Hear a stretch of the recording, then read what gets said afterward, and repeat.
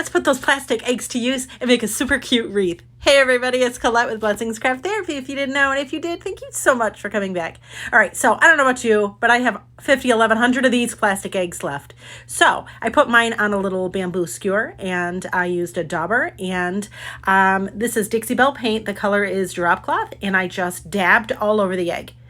It was easier doing it this way than it was to use a brush because you could see the brush strokes.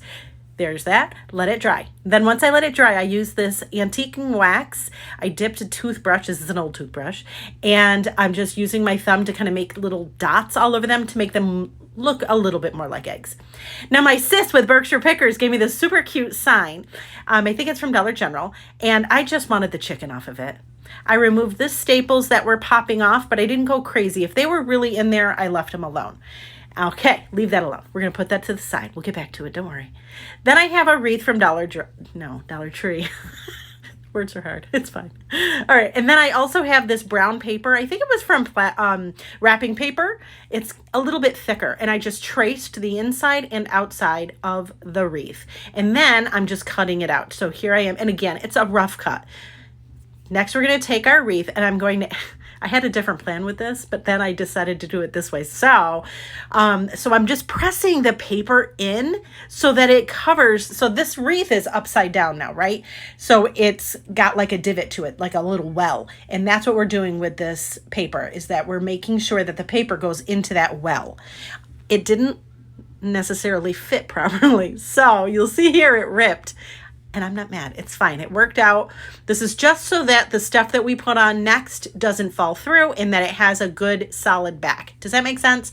Ta-da! Perfect. All right. So then we're going to get some Spanish moss. Wow. Words are really hard. Spanish moss and glue. And I just put the hot glue on and do as much Spanish moss as your heart desires. Then I'm going to add some jute in a couple of the rungs of the wreath, and I'm just to make a hanger. There's that.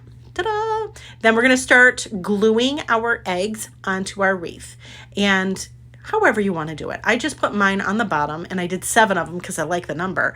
Now the eggs do have little holes, so all I did was take some more Spanish moss and glue, and just so that I could cover up all of the cracks or the little holes. Then I'm making a messy bow. And I don't know if you remember that fabric I had gotten from Hobby Lobby with the chickens. Oh, I had some left. And I figured, hey, let's make a bow. And all this is just scraps of fabric, strips of it, that is just crisscross applesauce. And then I tied it to the wreath. And already, already it's adorable. But I have to add the chicken. So I just stapled a couple, this is just one big piece of jute onto the chicken. And then I tied it to the wreath. I mean, how simple is this? Look at how cute. Quit it. Look at how cute this is. Are you kidding me? Whew. Yes, I dig it. I know some people may not dig it so much, but look at how cute it is. Is it messy to make? Yes. Yes. But the outcome, look at how cute. Anyways, friends, thank you so much for watching, and I hope you are inspired.